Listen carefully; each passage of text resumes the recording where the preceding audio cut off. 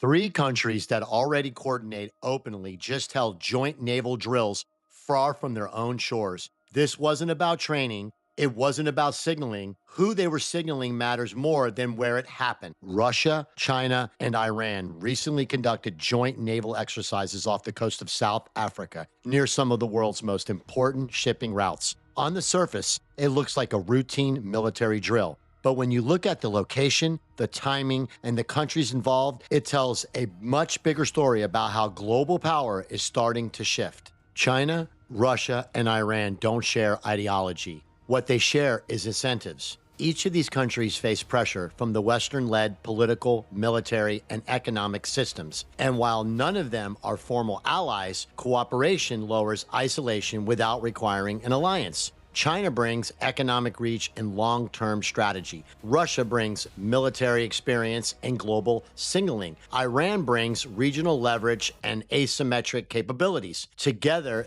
they don't need to match Western power. They just need to complicate it. And that is exactly why coordination like this is designed to do.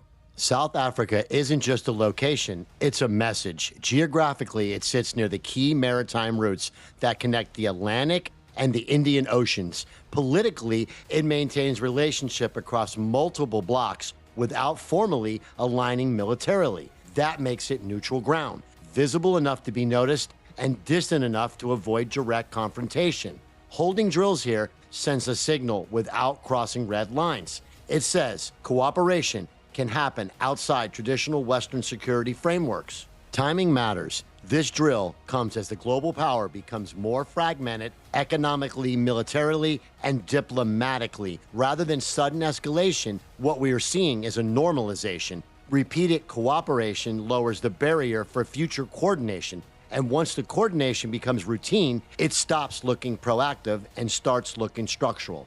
If this pattern continues, global power doesn't shift overnight. Instead, it becomes harder to control. Maritime dominance becomes more contested, regional power feels less pressure to choose sides, and influence becomes more dispersed across overlapping partnerships rather than forming alliances. This doesn't mean conflict is inevitable. It means leverage changes, the systems built around predictability becomes less predictable. The real question isn't whether these drills will happen again, it's who joins next and where. Because once cooperation spreads quietly, it reshapes global planning long before the headlines catch up. That's the signal global powers are watching now.